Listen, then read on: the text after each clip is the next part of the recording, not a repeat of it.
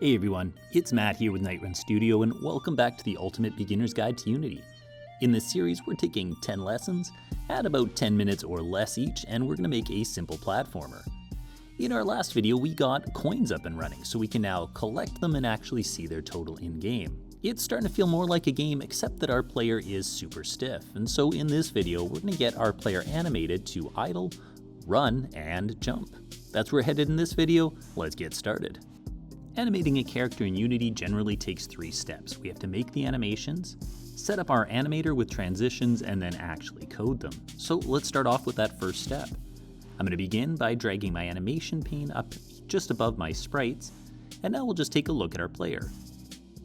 Here you can notice that when we open the sprite editor that sprites 1 to 4 are his idle animation. So while clicked on the player, let's go to create. I've already created an animations here, which is where I put my coins, and we'll make a new one called night_idle. We can then click and drag all 4 of those up here. When we hit play, it's a bit of a mess. I grabbed one too many here first of all, so let's get rid of that, but you'll notice we're idling much too fast.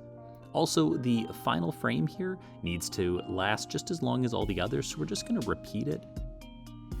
At this point we can click all of them, drag it out here to about 40 frames, and now when I hit play, that's actually looking pretty good. Let's create our next clip. This time, we're going to call this one night_walk. I'm just going to revisit the sprite editor here, and we can see that our run goes from a night 8 all the way down to night 23. So once again, I'll grab each of those, shift click them, and drag them up into our animator. Again, we're going to make sure that the last one gets repeated so that it lasts as long as all of the others. Then we can just click and drag all of them and drag this one out, and let's get it going over about 1 second. All right, that's looking pretty decent. Next, we'll create our final animation, which will be night_jump. And there isn't actually a jump animation for this one. That said, if we go into our sprite editor, I can see that night_20 here has kind of a raised leg like he's jumping, and I think we'll use that freeze frame as our jump animation. Back in Unity then, we can just grab night 20, drag him right up here, and that's actually the only frame we need. At this point, we can click on the animator up top. I'm just going to put my animation pane back down below, and here we've got all 3 of our states we created. At the moment, you'll notice that idle is the default, and here I'm just going to rearrange these so that we can create some transitions to go between them. Under parameters, let's hit the plus button, and we're going to add a float called horizontal.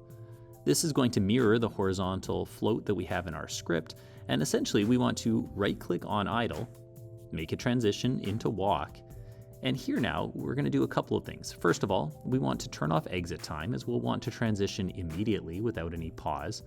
Then we'll add a condition so that if our horizontal value is greater than, say, 0.1, we'll go to walk. We'll then right-click, make a transition back, once again turn off exit time and transition duration.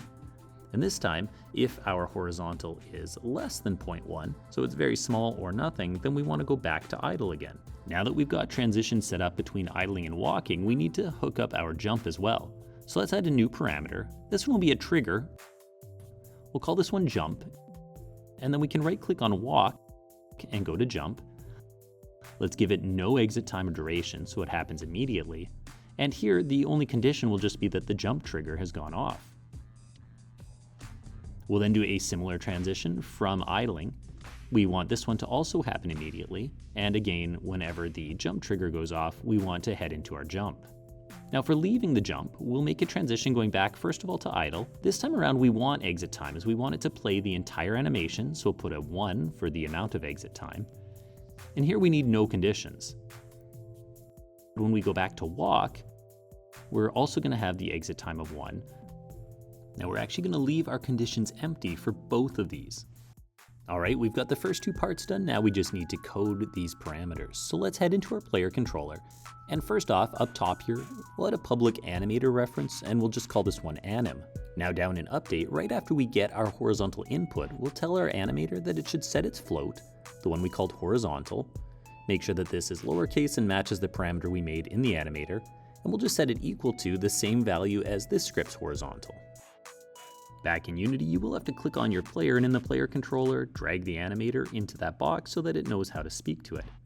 At this one, I'm just going to put my animator beside my game view. That way, as I'm playing, I can watch the transitions and also see how it's affecting our parameters.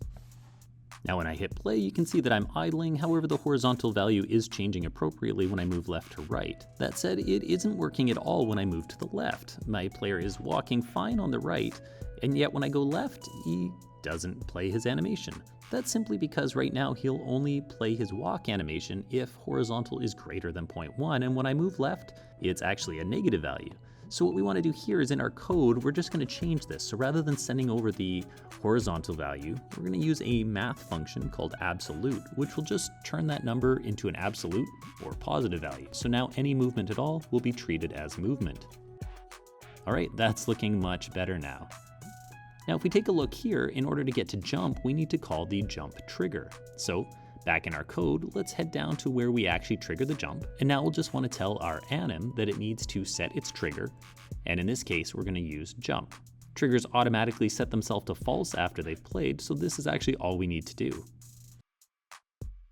Now when we get in the game, this is actually more or less working, except that our jump only lasts for a single frame, and so it plays incredibly quickly. So while we're clicked on our player, let's open up that jump animation.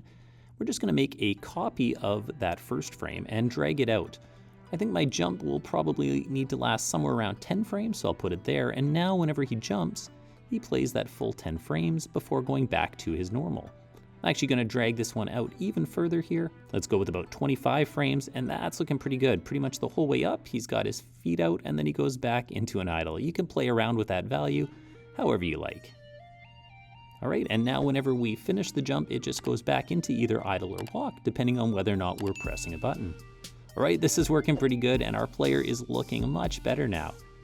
Now that we've got coin collection, we've got an animated player, I think we're ready to finish this thing off. So in our final video, we're just gonna add a win condition and a little pop-up panel that lets you know once you've won the game. That's where we're headed in our next and final video. I hope to see you there. Until then, this is Matt with Night Run Studio. Cheers.